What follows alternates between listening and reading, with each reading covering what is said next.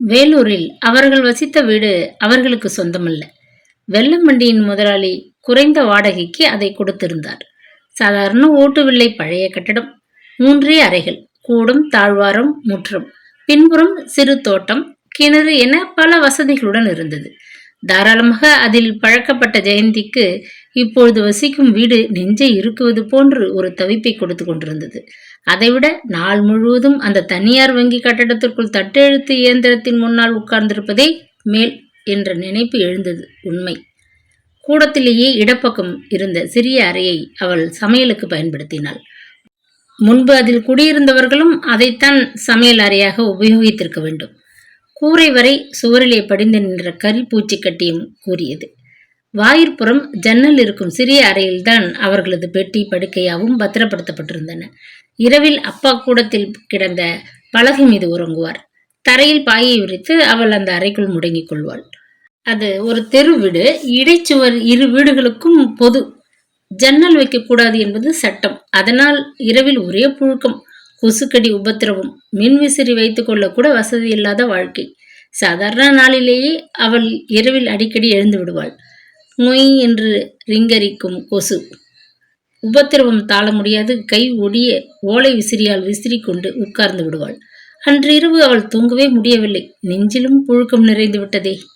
விடுக்கென எழுந்து உட்கார்ந்தாள். கழுத்தில் ஆறாக வடிந்த வியர்வை புடவை தலைப்பால் துடைத்துக் கொண்டாள். அப்பா வெளியே கூடத்து பலகை மேல் குரட்டை விடும் ஒலி கேட்டது. மெல்ல கதவை ஓரக்குளித்து எட்டி பார்த்தாள். விடிவிளக்கு வெளிச்சத்தில் கண்ண கதப்புகள் தொங்க அவர் தம்மை மறந்து உறங்குவது தெரிந்தது. கதவை மீண்டும் மூடிவிட்டு விளக்கை போட்டாள். மேலே கனமாக வைத்திருந்த சிறிய தகரப்பெட்டியை மூர்ச்சை அடக்கி கொண்டு மெல்ல எடுத்தாள். அப்படி ஒரு வெறி. நடு இரவில் அவனை மறுபடியும் பார்க்க வேண்டும் என்ற ஒரு ஆத்திரம். அடையில் இருந்த கள்ளிப்பெட்டியில்தான் திருமணத்தின் போது எடுத்த சில படங்கள் இருந்தன. வேலூரில் வீட்டு சுவரிலே மாட்டியிருந்த திருமண படத்தை கூட அப்பா ஒரு நாள் வந்த எரிச்சலில் கழற்றி அந்த பெட்டிக்குள் போட்டு விட்டார். மருமகனது புகைப்படத்தை கூட கண்ணால் பார்க்க விரும்பவில்லை. அவர் கூடியவரை மகளது எதிரிலும் அவன் பெயரை கூட சொல்வதை நிறுத்திவிட்டிருந்தார். அவனது நினைவே வேண்டாம் என்றவரை அவருக்கு ஒரேடியாக மனம் கசந்து விட்டிருந்தது. ஆனால் இவளோ மறக்கவே இல்லை, மறக்கவும் விரும்பவில்லை.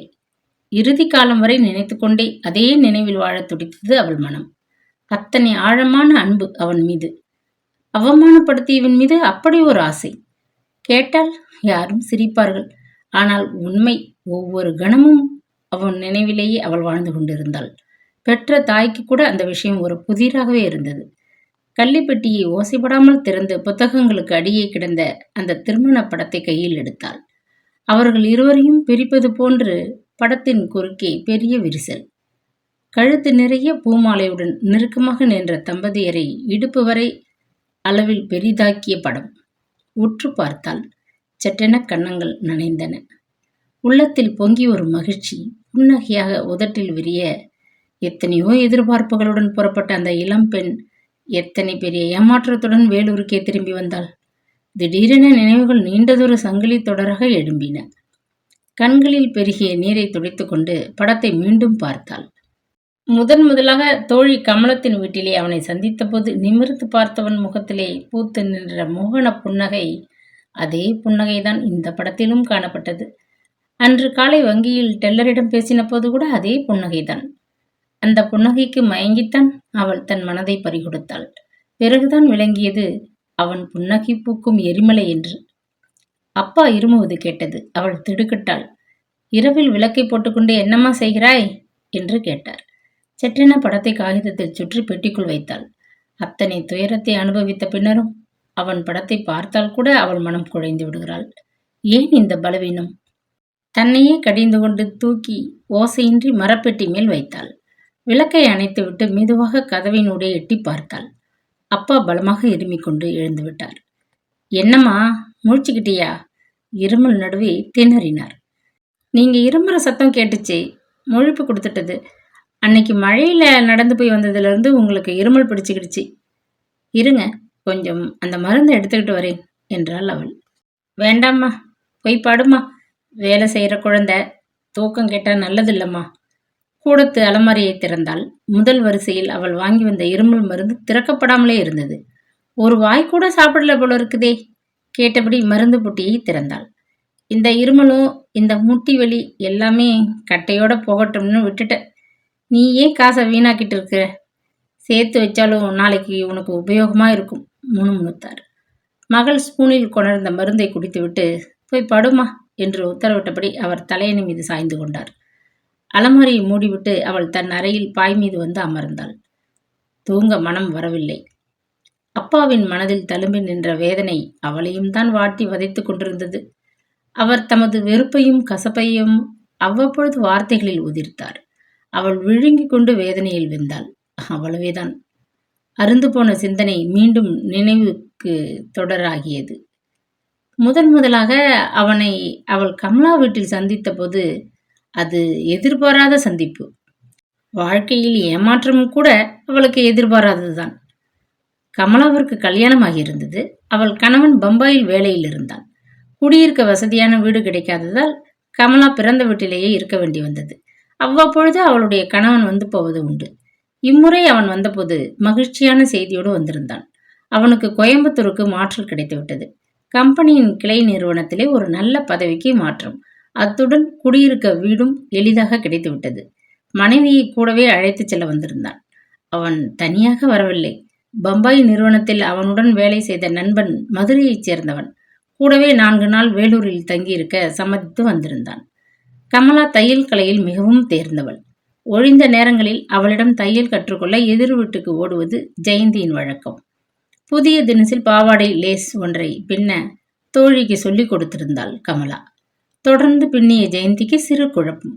பலமுறை தவறு செய்து பிரித்து பின்னி அழுத்து போனாள். கமலா கணவனுடன் போய்விடுவாளே, பிறகு யார் அதை கற்றுக் கொடுப்பது என்ற கவலை அவளுக்கு. அம்மாவிடம் சொல்லிவிட்டு எதிர் வீட்டுக்கு அன்று மாலை விரைந்தாள். வா, உன்னை பத்தி தான் நினைச்சுக்கிட்டு இருந்தேன். கமலா ஒரு மாதிரி சிரித்தாள். மாடி அறையிலிருந்து இறங்கி வந்த அவள் கணவன் உள்ளே வந்தான். நாங்க கொஞ்சம் வெளியே போயிட்டு வரோம். ராத்திரி வெங்காய சாம்பார் வை, மறக்காதே. கதிரேசனுக்கு ரொம்ப பிடிக்கும். ஒரு வெட்டு வெட்டுவான், வேடிக்கையாக கூறினான். அப்போதுதான் அவன் பின்னாலேயே படிகளில் வந்து கொண்டிருந்த அவனை முதலாக ஜெயந்தி பார்த்தாள். அவனும் அவளை பார்த்தான். சில்லென்ற குளிர்காற்று மேனியை தழுவியது போன்ற பரவசம். அவர்கள் வெளியே சென்றதும் கமலா தோழியின் பக்கம் திரும்பினாள். என்ன அப்படி பார்க்கிற? அவரும் நல்ல வேலையில் இருக்கிறாராம். இன்னும் கல்யாணம் ஆகலையாம். குறும்பாக சிரித்தாள். நெஞ்சு பதற முகம் சிவக்க ஜெயந்தி தரையை பார்த்தாள். எனக்கு எதுக்கு இந்த விவரம்? நான் இந்த லேசை எப்படி பின்னுவதுன்னு கேட்கத்தான் வந்தேன். இதையும் கொஞ்சம் கேட்டுக்கோயேன். என் வீட்டுக்காரர் வந்தது முதல் சொல்லிக்கிட்டு இருக்கிறார். என்ன சொல்கிறார்? நாங்கள் 2 பேரும் தோழர்கள், நீயும் ஜெயந்தியும் தோழிகள். கதிரேசன் மட்டும் ஒப்புக்கிட்டா எவ்வளவு நல்லா இருக்கும். ஏன் நான் ஒப்புக்கிட வேண்டாமா? ஜெயந்தி பொய் கோபத்துடன் முகத்தை சுலுக்கினாள். ஒப்புக்கிட உனக்கு கசக்குதோ? ஒரு வழியில் அவர் எங்களுக்கு தூரத்து உறவு கூட. 4 நாள் இருக்க போறார். நீயே பார்த்து முடிவு செய்யேன், பரிகசித்தாள் அவள். ஜெயந்தியின் நெஞ்சு அடித்துக்கொள்ள இன்பத்தின் சுமை தாளாது திணறினாள். கமலா சொல்வது போல் அந்த கதிரேசன் மட்டும் மனம் வைத்தால் தனக்குள்ளே பல இன்பக் கனவுகள் நொடிப்பொழுதில் எழும்பின. அவனும் அவளை பார்த்தான். அவள் பலமுறை எதிர்விட்டு பக்கம் பல காரணங்களை சாக்கிட்டு கொண்டு ஓடினாள். ஒவ்வொரு முறையும் அவனை பார்க்கும்பொழுது வியப்பும் பிரமிப்பும் மகிழ்ச்சியும் அவளை மாற்றி மாற்றி நிலைகுலையச் செய்தன. இத்தனைக்கும் அவனிடம் அவள் பேசவே இல்லை. காந்த சக்தி வாய்ந்த பார்வையும் முகத்தில் தேங்கி நின்ற அந்த மோகன சிரிப்பும் அவளை மயக்கியே விட்டன. தோட்டத்தில் பறித்த கனகாம்பர பூவை கூடை நிறைய எடுத்துக்கொண்டு கமலா உள்ளே வந்தாள். ஏதோ கேட்க வந்தவள் போல மூச்சிரிக்க ஓடி வந்தாள் ஜெயந்தி. முதல் நாள் எதேச்சையாக பார்த்த அவனை மறுபடியும் பார்க்க வேண்டும் என்ற ஆவல். இந்த பூவை கொஞ்சம் தொடுத்து கொடு, நான் அடுப்பை கவனிச்சிட்டு வரேன். அம்மா கோவிலுக்கு போயிருக்காங்க. கேட்டுக்கொண்ட கமலா தோழியிடம் கூடையை கொடுத்துவிட்டு உள்ளே சென்று விட்டாள். தாழ்வாரத்தில் உட்கார்ந்தபடி ஜெயந்தி பூவை தொடுத்து கொண்டிருந்த போது மாடிப்படியில் ஓசை கேட்டது. மகிழ்ச்சி துள்ளலுடன் நெஞ்சு பொங்கியது. ஆனந்தன் இன்னும் திரும்பலையா? எங்கே போயிருக்கான்னு தெரியுமா? கேட்ட அந்த குரலிலேயே அவள் மனம் சிலிர்த்து போனாள். சட்டென எழுந்தவள் பாதி கட்டிய கனகாம்பர பூச்சரம் கீழே நழுவியதை கவனிக்கவில்லை. முகம் சிவக்க பேச முடியாமல் வெட்கத்தால் திணறினாள். நீங்களா?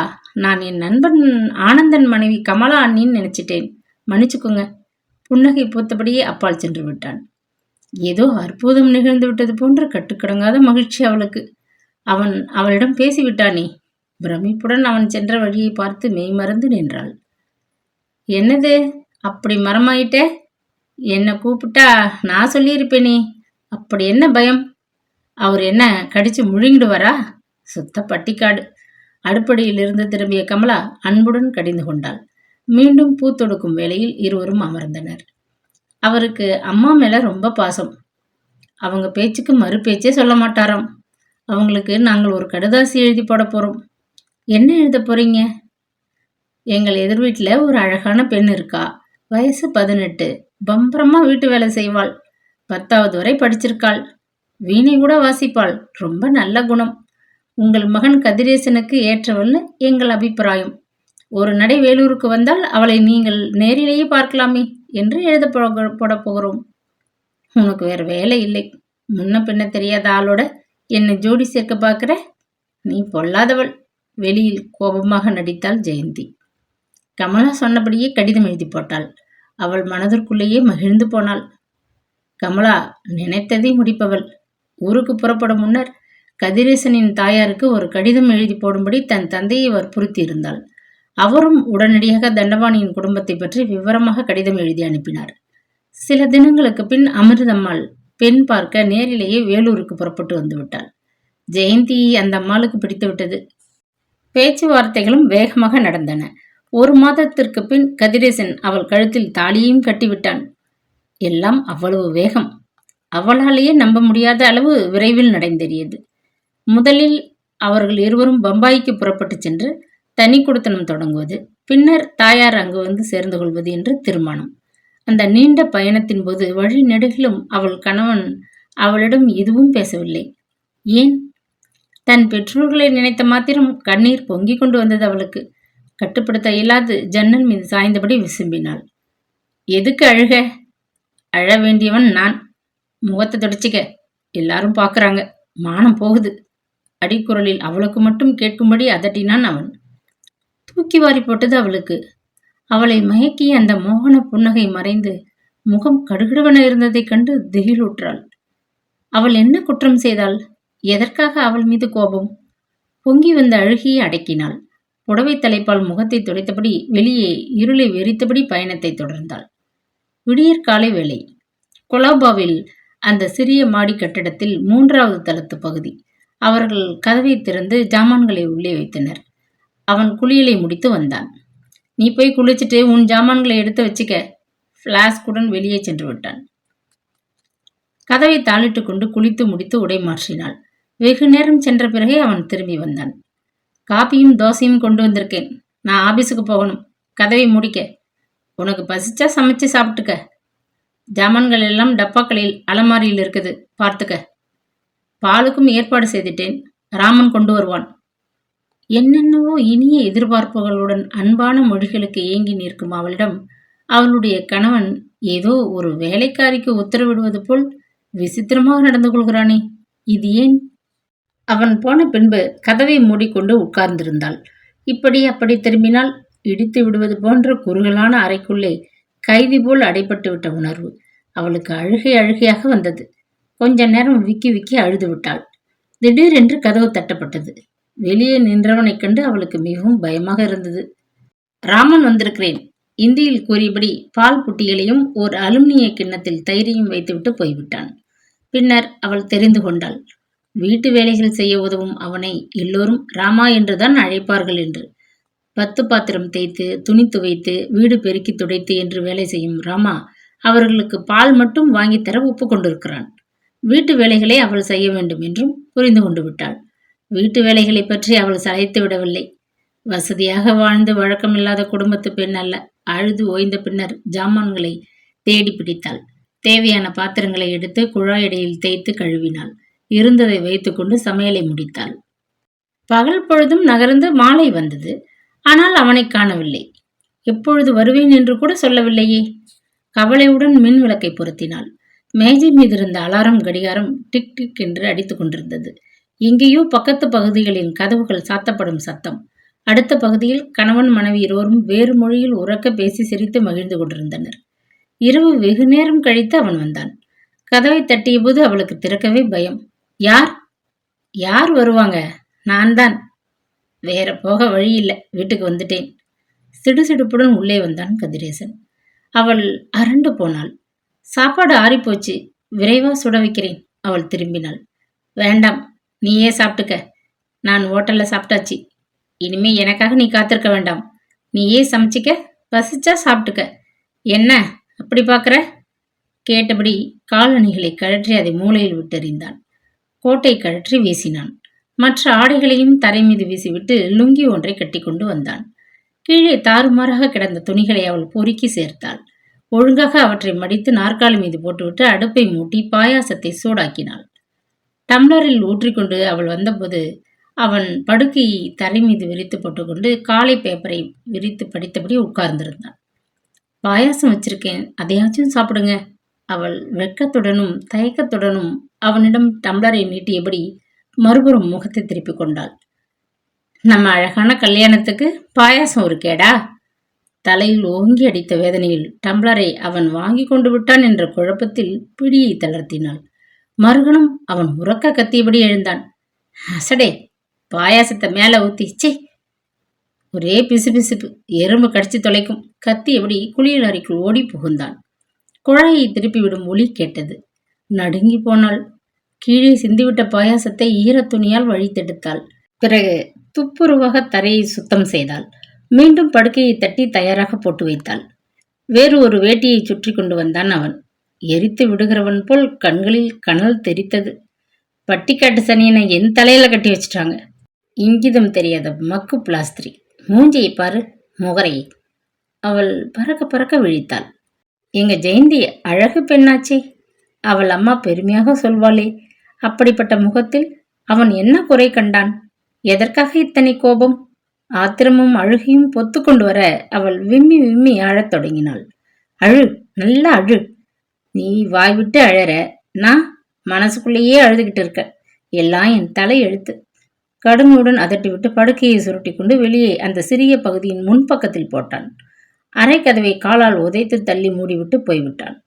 ஒவ்வொரு நாளும் இதே கதைதான். குளித்து முடித்து அவன் கிளம்பி விடுவான். காப்பி தவிர எதுவும் அவனுக்கு வீட்டில் கிடையாது. இரவு ஓட்டல் சாப்பாட்டை முடித்து வெகு நேரம் கழித்து வீடு திரும்பினால் முன்னறையில் தனிமையில் படுக்கை. காய் வாங்கிட்டு வந்திருக்கேன், அரிசி இருக்குதா? இதைப்போல் வீட்டு தேவைகள் பற்றி பேச்சு. மற்றபடி அவர்களிடையே ஒரு பயங்கர மௌனம். ஒரே மாதத்தில் அவள் துரும்பாக இழைத்து விட்டாள். அழுது அழுது ஓய்ந்தும் போனாள். ஒரு நாள் அவன் வெளியே கிளம்பும் முன் அவள் துணிவை வரவழைத்து கொண்டு கேட்டாள். வீட்டுக்கு எப்ப வருவீங்க? அவசியம் தெரியணுமோ? ஆத்திரப்பட்டான் அவன். எனக்கு தனியா இருக்க பயமா இருக்குதுங்க. அப்ப ஒன்று செய், உன் ஜாமான்களை எடுத்து வச்சுக்க, ஊருக்கு அனுப்பிடுறேன். உன் அம்மா வீட்டில் பயமில்லாமல் இருக்கலாம். திகைத்து விட்டாள் அவள். இப்போது இருந்த துணிவு அப்போது அவளுக்கு இருக்கவில்லை. இளவயது, கபடமற்றவள், அடக்கமாய் வளர்க்கப்பட்டவள். சொன்னபடியே 2 நாள் கழித்து அவன் இவளை தன்னந்தனியே பெண்கள் வண்டியில் ஏற்றி ஊருக்கு அனுப்பிவிட்டான். சென்னையில் ரயில் நிலையத்துக்கு வந்து உன்னை கூட்டி போறதுக்கு உங்க அப்பாவுக்கு தந்தி கொடுத்துட்டேன், வந்து கூட்டி போவார். வண்டியை விட்டு இறங்கிய போது அவள் தந்தையை கண்டதும் அலறி துடித்தாள். நிலையத்தில் நின்றிருந்த பலர் யாரோ இறந்துட்டாங்க போல இருக்கு. அவளை பரிதாபமாக பார்த்த அந்த நிகழ்ச்சியை எப்படி மறக்க முடியும்? இப்பொழுது நினைத்தாலும் கூவுவென கண்ணீர் பெருகியது. அப்போது எங்கோ கோழி கூவியது. விடிந்துவிடும் போல் இருந்தது. தூங்காமல் என்ன யோசனை? சிந்தனைகளை உதறிவிட்டு புரண்டு படுத்து உறங்க முயன்றாள். கடற்கரை சாலையில் காரை ஒரு புறமாக நிறுத்தி பூட்டிவிட்டு நடந்தான் கதிரேசன். கோடை புழுக்கத்தில் இருந்து விடுதலையை தேடி வந்தவர்களின் கூட்டம் மணற்பரப்பு முழுவதையும் அடைத்துக் கொண்டிருந்தது. தேங்காய் மாங்காய் சுண்டல் பையன் ஒருத்தன் குறுக்கே கத்தி கொண்டு வேகமாக ஓடினான். அவனுக்கு ஒதுக்குப்புறமாக ஒரு இடத்தில் மணல் மீது வந்து உட்கார்ந்து கொண்டான். முறுக்கு வேணுமா தம்பி? குரலை கேட்டதும் எரிச்சலுடன் திரும்பினான். வேண்டாம் என்று சொல்லத்தான் முதலில் நினைத்தான். ஆனால் ஆளை பார்த்ததும் ஒரு நொடியில் குழைந்து போயிற்று. தகரட்டின் ஒன்றை இடையில் சுமந்து கொண்டு நைந்து கிழிந்து போன புடவையால் உடலை இருக்க முடியபடி அருகில் நின்றால் வயதான ஒரு பெண்மணி. அவன் மனதை வேதனை கப்பி கொண்டது. அப்படித்தான் அவன் தாயும் ஒரு காலத்தில் நாள் முழுவதும் அடுப்பு அருகில் உட்கார்ந்து சுட்ட முறுக்குகளை தகரட்டினில் அடைத்து தூக்கி கொண்டு தெரு தெருவாக அலைந்து விற்று அவனை ஆளாக்க உழைத்து ஓடாகி நெஞ்சிற்குள் துன்பம் உருண்டையாக அடைத்து கொண்டது. 2 ரூபாய்க்கு முறுக்கு கொடுங்க. வரிசை திறந்து நோட்டை உருவி அவளிடம் நீட்டினான். ஒரு காகித பையில் முறுக்கை எண்ணி போட்டு சுருட்டி அவனிடம் கொடுத்தாள் அவள். பக்கத்திலே ஓடி பிடித்து விளையாடி கொண்டிருந்த சிறுவர்கள் இருவரை பார்த்தான். கிழிந்த சொக்காயும் அழுக்கு பிடித்த அரை நிஜாரமாக இருந்த சிறுவர்கள் கட்டாயம் மறுக்க மாட்டார்கள் என்ற நம்பிக்கையில் கைத்தட்டி அவர்களை கூப்பிட்டான். ஓடி வந்த சிறுவர்களிடம் முறுக்கு பொட்டலத்தை கொடுத்தான். மகிழ்ச்சியுடன் கத்திக்கொண்டு அவர்கள் மறுபக்கத்தை நோக்கி ஓடினர். அதை பகிர்ந்து கொள்ள அதற்குள் எங்கிருந்தோ ஒரு சிறுவர் கூட்டம் ஈசலை போல் சூழ்ந்து கொள்வதைக் கண்டான். சட்டென்று எழுந்து சிறிது தூரம் மணலில் நடந்து வேறு ஒரு பக்கம் சென்று உட்கார்ந்து கொண்டான். சிந்தனை எங்கேயோ கிளம்பிவிட்டது. மதுரையிலிருந்து பம்பாய்க்கு புறப்பட்டு வந்த அமிர்தம் மகனிடம் ஏதும் கேட்கவே இல்லை. ஏற்கனவே அவளுக்கு நடந்தது எல்லாம் தெரிந்து விட்டிருந்தது. அந்த அதிர்ச்சியில் அவள் மௌனமாக இருந்தாள். ஒரு நாள் மாலை அலுவலகத்திலிருந்து அவன் திரும்பி வந்தபோது அவள் திடீரென்று மகனிடம் பேச்சு கொடுத்தாள். கணவன் சரியா அமையாவிட்டால் ஒரு பெண்ணுக்கு ஏற்படும் துன்பத்தை வார்த்தைகளால் விவரிக்க இயலாது. பொதுவாக சொல்லி காப்பி டம்ளரை அவன் அருகே கொண்டு வந்து வைத்தாள். சுத்தி விளைக்க வேண்டாம், விஷயத்துக்கு வாங்கோ, காரமாக கேட்டான் மகன். அந்த பெண் ஜெயந்தி கடிதம் போட்டிருக்கிறாள், படிச்சுப்பார். நான் ஏன் படிக்கணும்? கடிதம் உங்களுக்குத்தானே வந்திருக்கு. உனக்கு நேரடியா எழுத பாவம், அவளுக்கு பயம். ஆனா அதில் கண்டிருக்கிற சங்கதி உனக்குத்தான் எழுதப்பட்டிருக்கு. கடிதத்தை எடுத்துக்கொண்டு வந்து மேஜை மீது வைத்தாள். அவன் காப்பியை வேகமாக பருகிவிட்டு கடிதத்தை கையில் எடுத்து கோபத்துடன் பிரித்தான். அன்புள்ள அத்தை அவர்களுக்கு வணக்கம் பல. நீங்கள் பம்பாய்க்கு புறப்படும் முன் தங்கள் வீட்டில் நடந்த சம்பவத்திற்கு நான் மிகவும் வருந்துகிறேன். மன்னிக்கும்படி பிரார்த்திக்கிறேன். தம்முடைய ஒரே மகளுக்கு இழைக்கப்பட்டுள்ள கொடுமையை என் அப்பாவால் ஏற்கவே முடியவில்லை. தம் வாழ்க்கையிலிருந்து என்னை என் கணவர் ஒதுக்கி வைக்கும் அளவிற்கு நான் என்ன தவறு செய்துவிட்டேன் என்று தெரிந்து கொள்ள அப்பா முயற்சிக்கிறார். அது இயற்கைதானே. மருமகனுக்கு பல கடிதங்கள் எழுதினார், பதிலே இல்லை. இந்த சமயம் தாங்கள் பம்பாய் புறப்பட போவதாக செய்தி கிட்டியது. கமலாவின் தந்தையுடன் மற்ற 2 நண்பர்களையும் துணைக்கு சேர்த்துக்கொண்டு அப்பா நேரே விசாரித்து அறிய மதுரைக்கே வந்துவிட்டார். அப்பாவுக்கு முன்கோபம் அதிகம். வந்த இடத்தில் தமது ஆத்திரத்தை வார்த்தைகளாக கொட்டிவிட்டார். பெற்றவரின் மனக்கொதிப்பை தாங்கள் புரிந்து கொள்ள முடியும். அதனால் அவரை மன்னிக்க வேண்டும் என்று மீண்டும் கேட்டுக்கொள்கிறேன். கணவன் மனைவியிடையே இப்படி ஒரு பிரிவு ஏற்படும் போது அதிகம் பாதிக்கப்படுகிறவள் மனைவிதான் என்று சொல்ல தேவையில்லை. எத்தனையோ மூடி வைத்தும் உறவினர்கள் தெரிந்தவர்கள் இடையே இங்கு என்னை பற்றி பல தவறான வதந்திகள் பரவத் தொடங்கிவிட்டன. அவற்றை கேட்டு அம்மா இடிந்து போய் விட்டார்கள். இதனால் என் தந்தைக்கும் பெருத்த தலைகுனிவு. தங்கள் வார்த்தைக்கு என் கணவர் மிகவும் மதிப்பு கொடுப்பவர் என்பது உண்மை. அதனால்தான் தங்களை மிகவும் கேட்டுக்கொள்கிறேன். எனக்கு தங்கள் மகனுடன் வாழ மீண்டும் ஒரு வாய்ப்பை அமைத்துக் கொடுக்க வேண்டும் என்று கெஞ்சுகிறேன். கணவன் என்ற நிலையில் எனக்கு எந்தவித ஆதரவும் தர வேண்டாம். நானும் எந்தவிதமான உரிமைகளையும் எதிர்பார்க்க மாட்டேன்.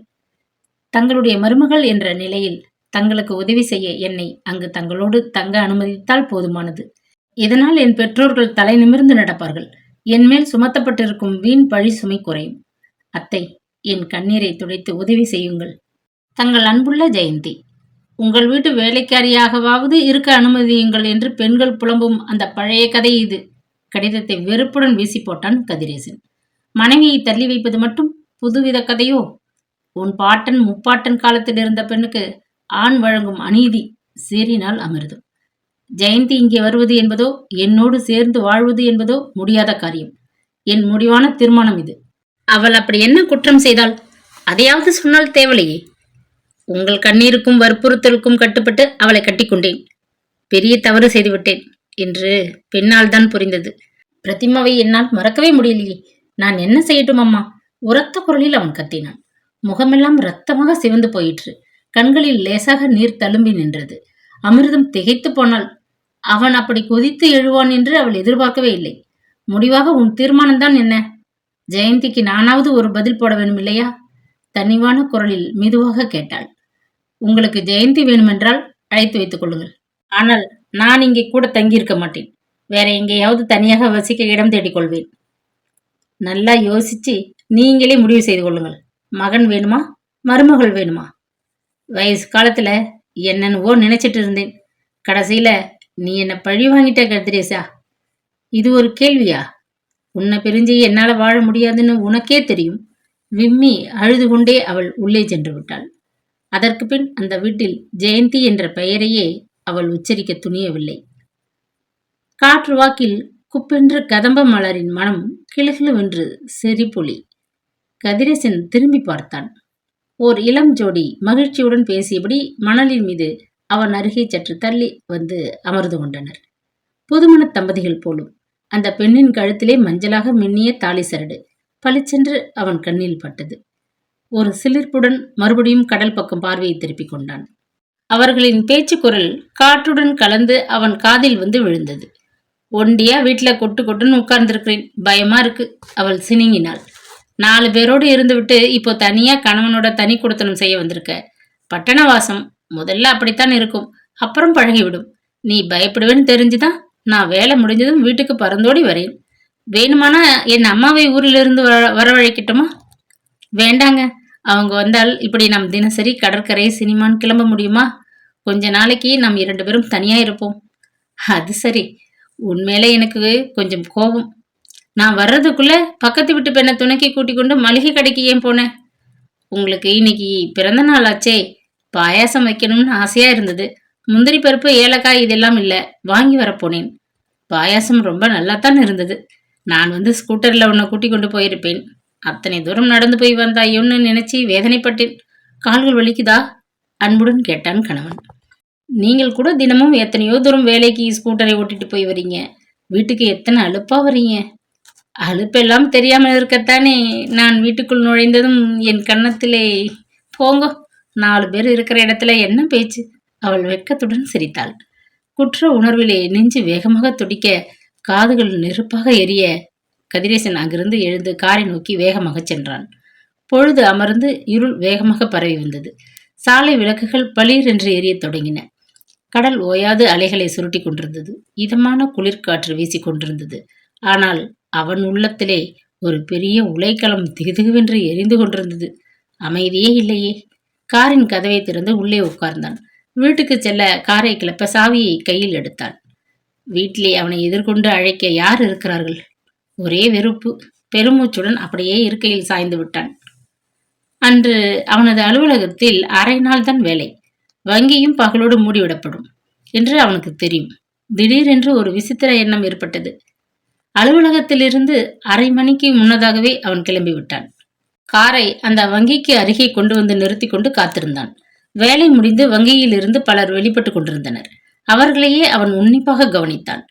அவள் வெளியே வந்ததும் காரை அவள் அருகில் கொண்டு நிறுத்தினால் திகைத்து போய்விடுவாள். வற்புறுத்தி அவளை வண்டிக்குள் ஏற்றிக்கொள்ள வேண்டும். இருவரும் எங்கேயாவது குளிர்ச்சியான ஒரு இடத்திற்கு சென்று அமர்ந்து கொண்டு மனம் விட்டு பேச வேண்டும். ஜெயந்தி, 6 ஆண்டுகளுக்கு முன்னால் உன்னை அவமானப்படுத்திய கதிரேசன் அல்ல நான். இப்பொழுது நீ பார்க்கிறவன் முற்றிலும் மாறிவிட்ட வேறு ஒருவன். செய்த பிசகை எண்ணி உருகி உள்ளம் கனிந்து ஈடு செய்ய ஒவ்வொரு வினாடியும் துடிக்கிறவன். சத்தியம், இவனை இனி நீ நம்பலாம். வெட்கத்தை விட்டு ஒளிவு மறைவின்றி பேச வேண்டும் என்ற தீர்மானத்துடன் தான் வந்தான். அதோ ஜெயந்தி வருகிறாள். வெளியே உடலை பொசுக்கும் வெயில். ஏனோ குடை கொண்டு வரவில்லை. புடவை தலைப்பை தலைமீது வீசி போட்டுக்கொண்டு அவள் வேகமாக பஸ் நிலையத்தை நோக்கி பதைபதைக்கும் வெயிலில் நடந்தாள். அவளை பின்தொடர காரை கிளப்பினான் அவன்.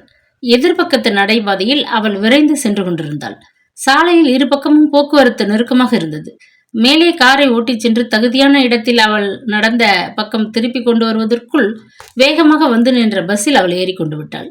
பஸ்ஸும் நகர்ந்து விட்டது. என்ன ஏமாற்றம்! அதற்கு பின்னர் கதிரேசனருக்கு வீட்டிற்கு போக கூட மனம் இருக்கவில்லை. உத்தேசம் ஏதுமின்றி காரை ஓட்டி கொண்டு போனான். வழியில் தென்பட்ட ஓட்டலில் புகுந்து சாப்பிட்டான்.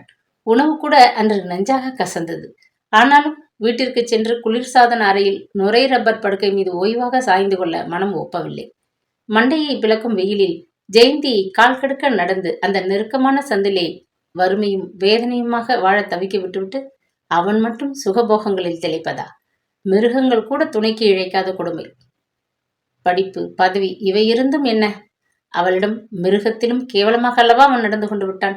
தன் மீது அவனுக்கு தாங்க முடியாத வெறுப்பு, கசப்பு. பூந்தமல்லி நெடுஞ்சாலையில் பெரிய மரத்தடியில் வண்டியை நிறுத்திவிட்டு இருக்கையில் சாய்ந்து கொண்டான். சஞ்சலத்தாலும் களைப்பின் மிகுதியாலும் அவனை அறியாமலேயே கண் இமைகள் சொல்கிக் கொண்டன. விழித்து கொண்ட பொழுது நேரம் மாலையாகிவிட்டதை உணர்ந்தான். எப்படி இப்படி தூங்கினோம் என்று அவனுக்கே ஆச்சரியமாக இருந்தது. கைக்குட்டையை எடுத்து முகத்தை துடைத்துக் கொண்டான். காரை கிளப்பினான். எங்கே போவது? வீட்டுக்கு செல்ல மனமில்லை. கடற்கரை பக்கம் காரை திருப்பினான். ஓயாது சுருண்ட அலைகள் போல் அவன் சிந்தனையும் கடந்த கால நிகழ்ச்சிகளை தொட்டு இழுத்து புரண்டு கொண்டிருந்தது. திடீரென்று நடைபாதை மீது விளக்கு ஒளியில் வேகமாக நடந்து சென்ற பெண்ணின் மீது அவனது பார்வை பட்டது. திடுக்கற்று நிமிர்ந்தான். அதே உயரம், மெல்லிய கொடி போன்ற அதே தோற்றம், அதே துள்ளும் நடை. திகிலுடன் உற்று பார்த்தான். ஆனால் அவள் யாரோ ஒருத்தி. 8 ஆண்டுக்கு முன்னர் அவன் மனதை கவர்ந்து அவன் உணர்வுகளை ஆட்டி படைத்த அந்த பிரதிமா அவள் இல்லை. நெஞ்சிலே ஒரு ஆவேசம், கோபம், வெறுப்பு எல்லாம் கனப்பொழுதில் குமுறி கொண்டு எழுந்தன. அவன் எத்தனை பெரிய முட்டாளாக இருந்து விட்டான். பிரதிமாதான் பேச்சு, மூச்சு, உயிர் என்று மயங்கி தன்னைத்தானே அழித்து கொண்டு விட்டானே. படித்த முட்டாள், பண்புகெட்ட மிருகம். தன்னையே சாடிக்கொண்டு மணலில் வந்து உட்கார்ந்தான். தொழில்துறை பயிற்சியில் வெற்றி பெற்றவுடன் அவனுக்கு பம்பாயில் வேறு ஒரு நிறுவனத்தில் தான் முதலில் வேலை கிடைத்தது. குடியிருக்க வீடு கிடைக்காத தொல்லை. அதனால் அமிர்தம் மகனை பிரிந்து கொஞ்ச காலம் மதுரையிலேயே தனியாக வாழ வேண்டியிருந்தது. சர்க்கேட் அருகே குஜராத்தியர் வசித்த ஒரு மாடி பகுதியில் முன் அறை ஒன்றில் சில மாணவர்கள் தங்கியிருந்தனர். பலத்த சிபாரிசின் பேரில் அவர்களுடன் கூட்டாக வாடகையை பகிர்ந்து கொண்டு வசிக்க அந்த அறையில் கதிரேசனுக்கு இடம் கிடைத்தது. மிகவும் சிறிய அறை. பலதரப்பட்ட 4 மாணவர்கள் விடுமுறை நாள் முழுவதும் டேப் ரிக்கார்டர்களையும் டிரான்சிஸ்டர்களையும் ஓயாது சுத்தவிட்டு தொல்லை கொடுத்தனர். தேர்வு நாளில் விடிய விடிய விளக்கை எரித்து அவனது தூக்கத்தை குலைத்தனர். அங்கே தங்கியிருப்பது அவனுக்கு மிகவும் சங்கடமாக தான் இருந்தது. அலுவலகமும் ஓட்டலும் அருகில் இருப்பதை உத்தேசித்து பல்லை கடித்துக் கொண்டு முடங்கி கிடந்தான். அப்பொழுது ஒரு விடுமுறை நாள். காலையில் மாணவர்கள் 4வரும் ஊரை சுற்ற விடிந்ததுமே கிளம்பி விட்டிருந்தனர். அவன் எழுந்து குளித்துவிட்டு காப்பியை தேடிக்கொண்டு ஓட்டலுக்கு ஓட விருப்பமின்றி புத்தகம் ஒன்றை புரட்டி கொண்டிருந்தான். நகங்களால் யாரோ கதவை பிராண்டுவது போன்ற ஓசை. எழுந்து கதவை திறந்தான். 20 வயது இருக்கும். ஒரு அழகான இளம்பெண் ஒடிய உயரமாக வெள்ளை வாயில் சிலையில் பட்டு நிலாவாக பளிச்சென்று நின்று கொண்டிருந்தாள். 100 ரூபாய்க்கு சில்லறை கிடைக்குமா? உங்களிடம் அல்லது யாரிடமாவது கிடைக்குமான்னு அம்மா கேட்டு பார்க்க சொன்னாங்க. ஆங்கிலத்தில் கேட்ட அவள் முத்து பொருட்கள் சிறிதளவு பளிச்சிட முறுவலித்துக் கொண்டு நின்றாள். இருக்குமே. அவள் கையில் பிடித்திருந்த நோட்டை வாங்க நீட்டிய கதிரேசனின் கரம் ஏனோ நடுங்கியது. நெஞ்சிலே ஒரு பரபரப்பு. பளபளவென்று மின்னிய அந்த கருவிழிகள் இரண்டையும் வியப்புடன் பார்த்தபடி பெட்டியை திறந்து சில்லறையை எடுத்துக் கொடுத்தான். தேங்க்யூ என்றவள் உடனே போய்விடவில்லை. நீங்கள் தமிழ்நாட்டைச் சேர்ந்தவர்தானே? பார்க்கும் போதே தெரிகிறது. மெல்ல சிரித்தாள். நீங்கள்? அவனும் விடவில்லை. துணிவுடன் கேட்டுவிட்டான். அம்மா வங்காளி, அப்பா குஜராத்தி. நான் பம்பாய் வாசி. சொல்லும் பொழுதே அவள் சிரித்து விட்டாள். சதங்கை போன்ற அந்த சிரிப்பு அவனை என்னவோ செய்தது. நீங்கள் படிக்கிறீர்களா? தொடர்ந்து கேட்டான் அவன். அவளுடன் நாள் முழுவதும் பேசிக் கொண்டிருக்க வேண்டும் போன்ற ஒரு ஆவல். கல்லூரியை விட்டு 2 வருடம் ஆகிறது. ஏற்றுமதி வியாபார நிறுவனம் ஒன்றில் வரவேற்பாளராக வேலை பார்க்கிறேன் கூறிவிட்டு அவள் வேகமாக சென்று விட்டாள். சில நாளைக்கு பின்னர் அவளை அவன் அந்த கட்டடத்தின் வாசலில் ஒரு நாள் காலை மீண்டும் சந்தித்தான். அவன் வேலைக்கு கிளம்பி கொண்டிருந்தான். அவளும் பஸ்ஸை பிடிக்க விரைந்து கொண்டிருந்தாள். ஹாய், நீங்களா என்றாள் அவள். திரும்பி பார்த்து புன்னகைத்தான். நீங்களும் இங்கே அருகில்தான் தங்கியிருக்கிறீர்களா? பக்கத்து கட்டடத்தில் 3வது மாடி, எண் 8. பிரதிமா என் பெயர். ஓய்வாக இருந்தால் சாயங்காலம் வாருங்கள். அம்மா உங்களை சந்திக்க பிரியப்படுவாங்க. உங்கள் பெயர்? கதிரேசன். அவன் சொல்லி முடிப்பதற்குள் அவள் தெருவின் குறுக்கே வேகமாக நடந்து அப்பால் சென்று மறைந்து விட்டாள். அவனுக்கு முதலில் மிகவும் கூச்சமாக தான் இருந்தது. முன்பின் தெரியாத ஒரு பெண்ணிடம் பழக கொஞ்சம் பயமாகவும் இருந்தது. ஆனாலும் அவளை மறுபடியும் சந்திக்க வேண்டும் என்று பிடரியை பிடித்து உந்திய அந்த ஆவேசமான ஆவலை அடக்கவே முடியவில்லை. அன்று மாலை அவளை காண புறப்பட்டான். 3வது தளத்திற்கு வந்து 8வது எண் அறையின் அழைப்பு மணியை அழுத்தினான்.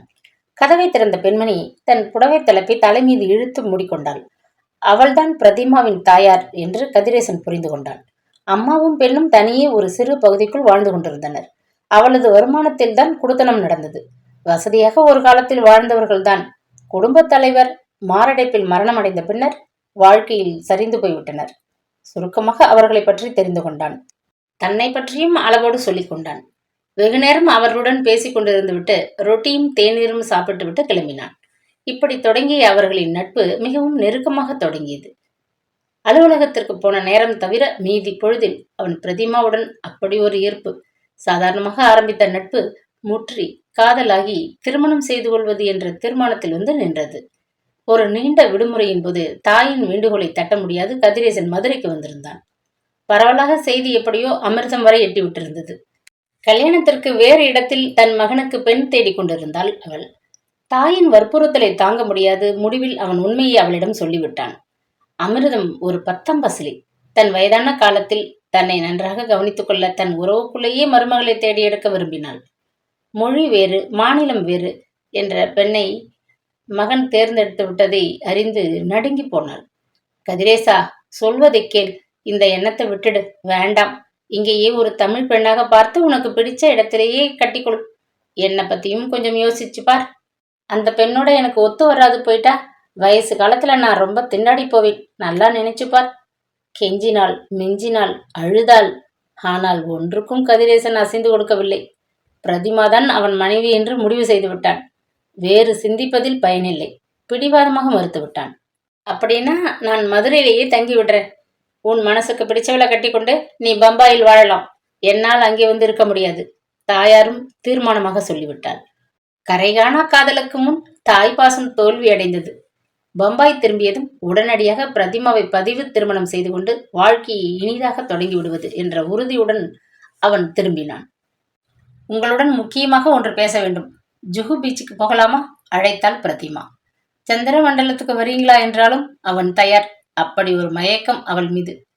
பேல்பூரியை சாப்பிட்டுக் கொண்டே அவள் பேசினாள். கதிரேசன், உங்களுக்கு ஒரு திகைப்பூட்டும் சங்கதி சொல்ல போகிறேன். நீங்கள் ஊருக்கு போயிருந்த போது கனடாவில் குடியேறி இருக்கும் என் மாமன் எங்களை பார்க்க வந்தார். அவருக்கு வாங்குவாரில் பெரிய வீடும் சொந்த வியாபாரமுமாக வசதியாக வாழ்கிறார். அவருடைய ஒரே மகன் வக்கீலுக்கு படித்துவிட்டு சொந்தமாக தொழில் தொடங்கி சிறப்பாக நடத்தி கொண்டிருக்கிறாராம். கேட்க கேட்க அவனுக்கு பகீர் என்றது. என்ன சொல்ல இப்படி சுற்றி வளைக்கிறாள்? மாமன் மகனுக்கு என்னை திருமணம் செய்து கொடுக்க பேச்சுவார்த்தைகள் நடந்தன. அம்மா ஒப்புக்கொண்டு விட்டாங்க. அதிர்ச்சியில் பேச முடியாது அவனுக்கு நெஞ்சும் வாயும் உலர்ந்து போயின. நம் காதல், நம் கல்யாணம் செய்து கொள்வதாக எடுத்திருக்கும் முடிவு? பதட்டமாக கேட்டான். Please subscribe. அம்மா பிடிவாதமாக இருக்காங்க, அவள் சர்வ சாதாரணமாக சொன்னாள். நாம் ஒருவரை ஒருவர் விரும்புவது உன் தாயாருக்கு ஏற்கனவே தெரிந்த சங்கதி தானே? அவங்க ஒரு விதத்துல நமது நட்புக்கு ஆதரவு காட்டினவங்களாச்சே. அப்படி இருக்கையிலே ஏன் இந்த மனமாற்றம்? கோபத்தை அவனால் அடக்க முடியவில்லை. ஒரு காலத்தில் நல்லா இருந்தது எங்கள் குடும்பம். அப்பாவுக்கு பிறகு ரொம்பவும் இறங்கி வந்து விட்டோம். வறுமையிலே அம்மா தவிச்சு போனாங்க. மாமன் மகனை மணந்து கொண்டால் நான் சுகமாக வாழ்வேன் நம்புகிறாங்க.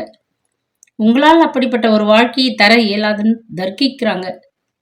அவமானத்திலே உடல் முழுவதும் அனலாக எரிய நெஞ்சு குமுற அவன் சீறினான். அம்மாவை விடு, உன் முடிவு? அதை தெரிந்து கொள்ளலாமா? ஆத்திரமும் துக்கமும் நெஞ்சை அடைத்தது. மண்டைக்குள்ளே ஒரு எரிமலை வெடித்து விட்டது போன்ற ஒரு கொதிப்பு. நான் அம்மாவுக்கு கட்டுப்பட்ட பெண். அம்மாவின் முடிவை நான் மீற முடியாது. அப்பா இறந்த பின்பு அம்மா பட்ட துன்பத்திற்கு எல்லையே இல்லை. என்னாலாவது அம்மா சுகப்படட்டுமே. இதுதான் நம் கடைசி சந்திப்பு. என்னை மறந்துவிட வேண்டும்னு கேட்டுக்கொள்ளத்தான் உங்களை இங்கே தனியே அழைத்து வந்தேன். நாம் இனி சந்திப்பதை அம்மா சம்மதிக்க மாட்டாங்க. மணலை தட்டி கொண்டே அவள் எழுந்தாள். உடலில் இருந்து உயிர் பிரிந்து விட்டது போன்றதொரு தோய்வு உணர்வில் அவன் அன்று எப்படித்தான் வீடு திரும்பினானோ அவனுக்கே விளங்காத அதிசயம். அதற்கு பின்னர் சில தினங்களில் பிரதிமாவின் மாமன் மகன் திலீப் கனடாவில் இருந்து வந்தான். அவர்களுக்கு மிகவும் சிறப்பாக திருமணம் நடந்தேறியது. 1 மாத விருந்துக்கு பின்னர் அவள் தன் கணவனுடன் வாழ வெளிநாட்டுக்கு புறப்பட்டு போய்விட்டாள். பிரதிமாவின் காதலை இழந்த பிறகு கதிரேசனுக்கு வாழவே பிடிக்கவில்லை. மனம் ஒடிந்து உற்சாகம் இழந்து தனிமையில் அவன் தவித்துக் கொண்டிருக்கையில்தான் ஆனந்தனின் நட்பு கிடைத்தது. அத்துடன் நண்பன் வேலை செய்த நிறுவனத்திலேயே உயர்ந்த சம்பளத்தில் திறமைக்கு தக்க ஒரு வேலையும் கிடைத்தது. நண்பன் வசித்த கொலாபாவிலே ஓர் அறையை தேடிக்கொண்டான். வேலை மாற்றம், இடமாற்றம் இரண்டும் கொஞ்சம் ஆறுதலை கொடுத்தது என்றாலும் அவனால் பிரதிமாவின் நினைவை அடியோடு உதற முடியவில்லை. அவன் மீது உயிராக இருந்த பிரதிமாவால் அவன் எப்படி கனப்பொழுதில் மறக்க முடிந்தது? அவனால் ஏன் முடியவில்லை? இரத்தத்தில் புகுந்து உள்ளத்து மூளை முடுக்கெல்லாம் அவள் நினைவு ஒன்றி கொண்டு விட்டது போன்ற திகைப்பும் இரவும் பகலும் அவளையே எண்ணி உருகி தவித்தான். ஊமையாக அவன் உள்ளம் புலம்பி புண்ணாகியது. அந்த சமயம்தான் அவன் வேலூருக்கு தன் நண்பனுடன் ஒரு சில நாள் தங்கியிருக்க வந்திருந்தான். ஜெயந்தியை கண்டபொழுது முதலில் அவனுக்கு கல்யாணத்தை பற்றிய எண்ணமே ஏற்படவில்லை. அதே நேரம் ஆனந்தனின் பேச்சையும் அம்மாவின் வற்புறுத்தலையும் அவனால் ஒதுக்க முடியவில்லை. அத்துடன் ஒரு எண்ணமும் கூட. ஜெயந்தியை மணந்து கொண்டால் ஒரு சமயம் பிரதிமாவை மறக்க இயலுமோ? ஆனால் அது ஒரு விஷ பரீட்சையாக முடிந்துவிட்டது என்பதை விரைவில் புரிந்து கொண்டு விட்டான். திருமண மேடையில் வந்து உட்கார்ந்த உடனேயே அவன் அதை உணரத் தொடங்கிவிட்டான். மற்றவர்களின் பேச்சை கேட்டுக்கொண்டு அவன் திருமணத்திற்கு ஒப்புக்கொண்டது பெரிய தவறு என்று எண்ணினான். ஜெயந்தியை பார்க்கும் பொழுதெல்லாம் அவனுக்கு பிரதிமாவின் நினைப்பே ஏற்பட்டது. படிப்பிலும் அழகிலும் பழகும் முறையிலும் பிரதிமாவுக்கு ஜெயந்தி ஒரு விதத்திலும் ஈடாக மாட்டாள் என்று நினைத்தான். ஏக்கத்தில் வெறுமையாகிவிட்ட அவன் உள்ளத்திலே ஜெயந்தியால் நிறைவு கொடுக்க முடியாது என்று நம்பினான். அவனது உணர்வுகளுடன் ஒன்றி கலந்து இணைந்து பிணைந்து வாழக்கூடிய பக்குவம் ஜெயந்திக்கு கிடையாது என்று கருதினான். இந்த கல்யாணம் ஒரு அர்த்தமற்ற நிகழ்ச்சி, அம்மாவின் பிடிவாதத்தால் நடப்பது. இதற்கு தான் ஒப்புக்கொண்டது தவறு. இப்படியே எழுந்து ஓடிவிட்டால் அவனது உள்ள போராட்டங்களும் ஒளிவு மறைவின்றி ஒப்புக்கொள்ள இயலாத அவனது கோழைத்தனமும் ஜெயந்தி மீது ஆத்திரமாக வெடித்தன. அவளை வார்த்தைகளால் வதைத்தான், செய்கையால் அவமானப்படுத்தினான். அப்பொழுதும் அவனது ஏமாற்றமும் மனக்கொதிப்பும் அடங்கவே இல்லை. அவளை மனைவி என்ற நினைவில் வீட்டில் பார்க்கும் பொழுதெல்லாம் தன் காதலியின் தோல்வி, பிரதிமாவை இழந்துவிட்டது, இவற்றை அவனால் தாங்கவே முடியவில்லை. மண்டை சுக்கல் தூளாகிவிடும் போன்ற உணர்வுகள் கனத்து உள்ளம் தடுமாறி போனான். போலியான வாழ்க்கையை நீடிக்க விரும்பாது அவளை பிறந்த வீட்டிற்கு திருப்பி அனுப்பிவிட்டான். அவன் செய்தது மன்னிக்க முடியாத மாபெரும் குறைதான். ஆனால் அவனது உள்ளத்தை வாட்டி வதைத்த உணர்வுகளின் போராட்டத்தை அவனால் தாங்கிக் கொள்ள முடியவில்லையே. பிரதிமாவை மறக்க இயலவில்லை. அவனது இழப்பின் ஏக்கம் ஜெயந்தி மீது வெறுப்பாக பொங்கிக் கொண்டு வந்தது. யாரிடம் இந்த உண்மையை அவன் சொல்லிக் கொள்ள முடியும்? சொன்னால் புரிந்து கொள்ளத்தான் முடியுமா? அமிர்தம் வந்து பம்பாயில் அவனுடன் தங்கத் தொடங்கி பின்பு 2 தடவை மருமகளை பற்றிய பேச்சை எடுத்தாள். கதிரேசன் விட்டு கொடுக்காது பிடிவாதமாகவே இருக்கவே அவள் மௌனமாகிவிட்டாள். காலம் நழுவி சென்றது. ஜெயந்தியின் நினைவும் வெகு தொலைவுக்கு சென்று மறைந்தது. அவனது வாழ்வும் தவறான பாதையில் கோணலாக போகத் தொடங்கியது. காணல் நீரை குடித்தண்ணீர் என்று எண்ணி மயங்கிச் செல்லும் பாலைவன பயணி போல் பிரதிமாவின் போலி அன்பை காதல் என்று எண்ணி எங்கேயோ போய்க் கொண்டிருந்தவனுக்கு அம்மாவின் மரணத்தில் ஏற்பட்ட அதிர்ச்சியும் துன்பமும் விழிப்பை கொடுத்தன. யாரும் இல்லை என்ற தனிமை உணர்வில் தவித்த போதுதான் மெல்ல ஜெயந்தியின் நினைவு நிழலாக ஊர்ந்து வரத் தொடங்கியது. இப்பொழுது ஜெயந்தியை நேரில் அந்த வங்கியில் பார்த்த பின்னர் தன் முட்டாள்தனத்தை அவன் நொந்து கொள்ளாமல் இருக்கவே முடியவில்லை. அவன் கண்களுக்கு அப்போது ஏன் இவளின் அடக்கமான அழகு புலப்படவில்லை? அவளது பணிவு மனதை கவரவில்லை. கபடமற்ற சுபாவம் அவனது இரக்கத்தை தூண்டவில்லை. அன்று காட்டு மனிதனாக நடந்து கொண்டவனை இன்று அவள் திரும்பி பார்க்க மறுத்துவிட்டாள். இப்போது அவள் ஒரு பட்டதாரி, வங்கியில் வேலை பார்க்கிறாள். வங்கி தேர்வுகளில் வெற்றி கண்டு பெரிய அதிகாரியாக பதவியில் உயரக்கூடும். இந்நிலையில் இனி அவனின் உதவி அவளுக்கு தேவையா? ஒரு சமயம் இந்த இடைவெளி காலத்தில் அவள் வேறு ஒருவனை விரும்பியிருந்தால்? அந்த நினைவு நெருப்பாக நெஞ்சைச் சுட வேதனையுடன் அவன் எழுந்தான். வழக்கம் போல் வாயில் கதவு திறந்து கிடந்தது. ஓட்டமும் நடையுமாக உள்ளே புகுந்த ஜெயந்திக்கு மூச்சடைத்தது. சட்டென கதவை சாத்தி தாளிட்டபடி அதன் மீதே களைப்புடன் சாய்ந்து கொண்டாள். நெஞ்சு வெடித்து விடும் போல் பயத்தில் துடித்தது. வெயிலில் நடந்து வந்ததால் உள்ளே ஒரே இருட்டு. பார்வை நிதானத்திற்கு வர சில வினாடிகள் சென்றன. இது 3வது தடவை. கதிரேசன் அவளை ஏன் பின்தொடர்கிறான்?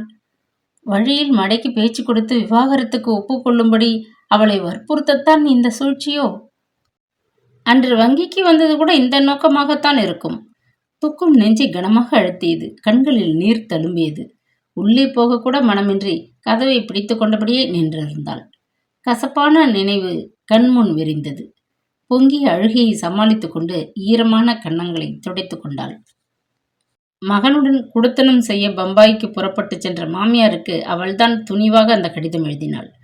சில நாளில் பதிலும் வந்தது. நான் எத்தனையோ எடுத்து சொன்னேன். என் மகன் பிடிவாதமாக இருக்கிறான். நான் வேண்டாத தெய்வம் இல்லை. இனி இந்த பிரச்சனையில் முடிவு காலத்தின் கையில்தான் இருக்கிறது.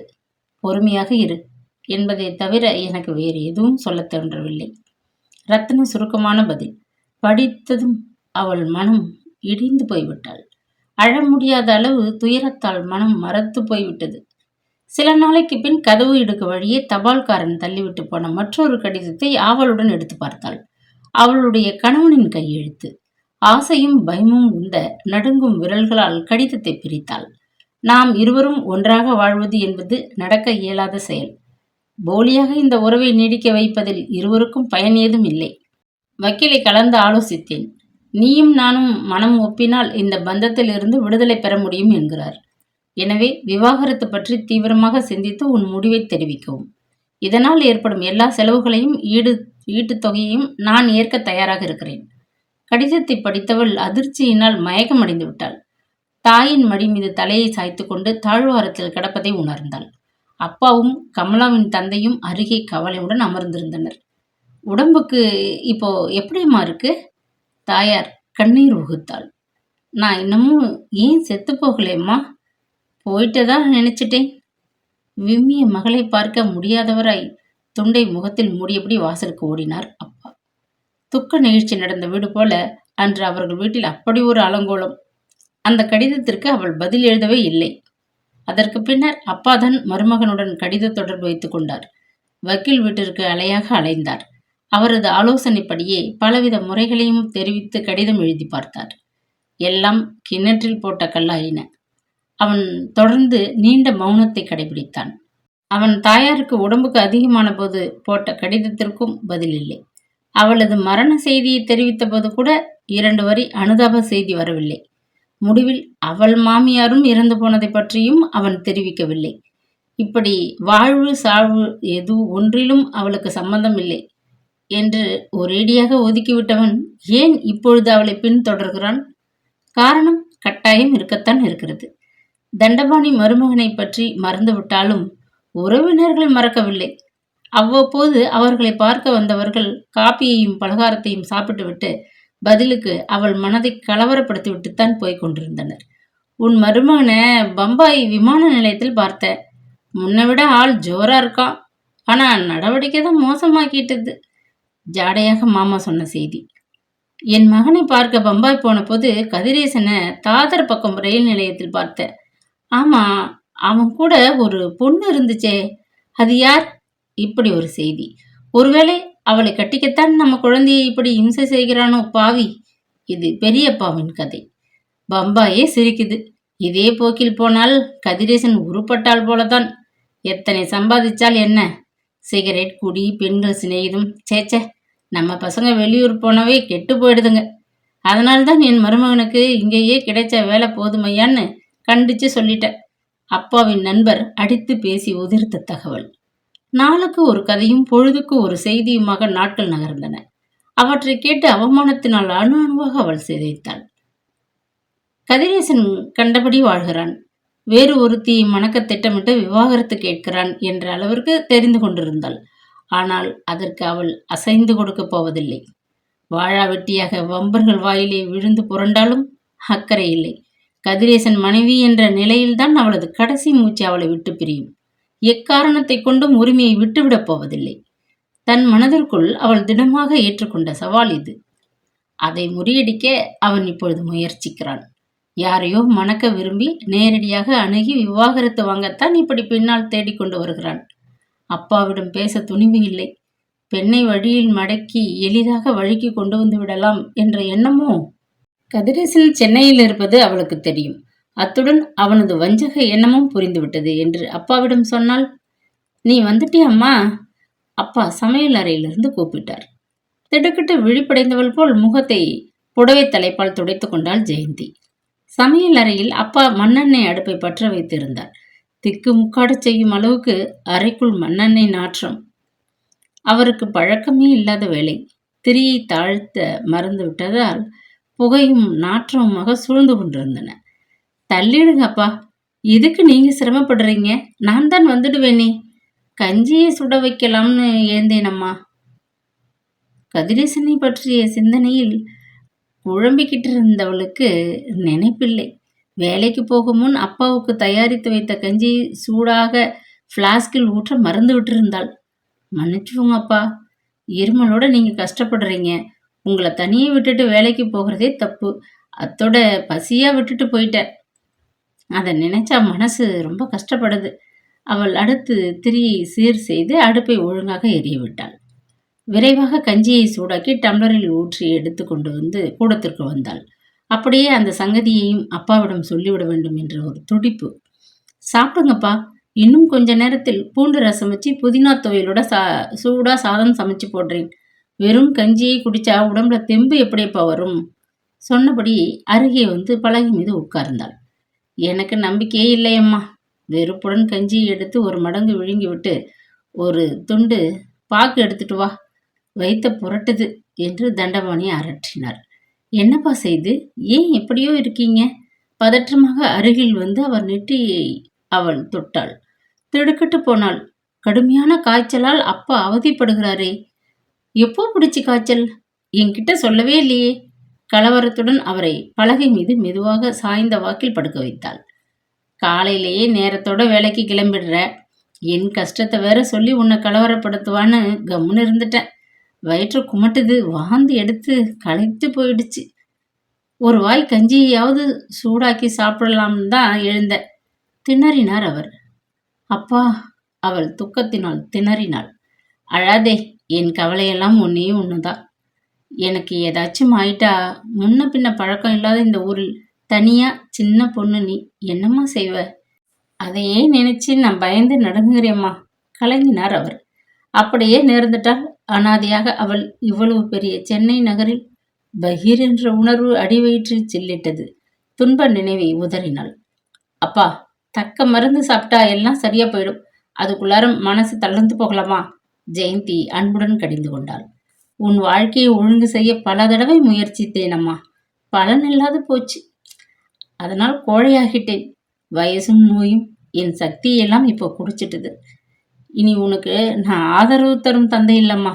உன் தலைமையில ஏறி உட்கார்ந்திருக்கிற பாறாங்கள் பெரிய சுமை. அம்மா ஜெயந்தி, இப்படி கிட்டவாம்மா. தழுதழுத்தது அவர் குரல். கண்களில் ஆறாக நீர் புரண்டது. இடையே பேச முடியாது இருமல் வேறு தடை செய்தது. என்னப்பா வேணும்? துயரமும் அச்சமுமாக அருகில் வந்து உட்கார்ந்தாள். என்னை மன்னிச்சிடுமா. அவர் தொண்டை அடைத்தது. ஆற அமர யோசிக்காம படிச்சவன் பார்த்தா நல்லா இருக்கிறான், கை நிறைய சம்பாதிக்கிறான்னு தப்பு கணக்கு போட்டு உன்னை ஒரு பாழுங்கிணத்துல தள்ளிட்டேனே. அதிலிருந்து உன்னை மீட்டு கரையேற்றாமல் அப்படியே தவிக்க விட்டுட்டு போக போறேன். அதை நினைச்சு அவர் குழந்தை போல் விம்மினார். மனம் கரைந்து போனாள் மகள். தகப்பனது கண்ணீரை துடைத்தாள். அழாதீங்க, என் விதி அப்படி இருக்கும்போது நீங்கள் என்னப்பா செய்திருக்க முடியும்? அதை பத்தி இப்ப எதுக்காக பேசணும்? நான் போய் அடுத்த தெருவில் இருக்கிற டாக்டரை கூப்பிட்டுட்டு வரேன். கொஞ்சம் அமைதியா படுத்துருங்கப்பா. சமாதானப்படுத்திவிட்டு கதவை திறந்து கொண்டு வெளியே வந்தாள். ஜெயந்துக்கு அழுகி குமரி கொண்டுதான் வந்தது. பார்வையை மறைத்த கண்ணீரை உதறியபடி தெருவில் இறங்கினாள். காய்ச்சலில் தவிக்கும் அப்பா ஏற்கனவே மனம் குமைந்து கொண்டிருக்கிறார். உங்கள் மருமகன் என்னை பின்தொடர்ந்து வருகிறார், பயமாக இருக்கிறது என்று கூறி அவள் மேலும் அவரை எப்படி கலவரப்படுத்த முடியும்? முதலில் அப்பாவுக்கு உடம்பு சரியாகட்டும். அவள் டாக்டரை தேடி விரைந்தாள். டாக்டர் வந்து பார்த்து தைரியம் சொல்லி மருந்து எழுதி கொடுத்து விட்டு சென்றார். 2 நாளில் தண்டபாணி குணம் அடைந்தவர் போல் காணப்பட்டார். இக்கதையின் தொடர்ச்சி நாளை தொடரும்.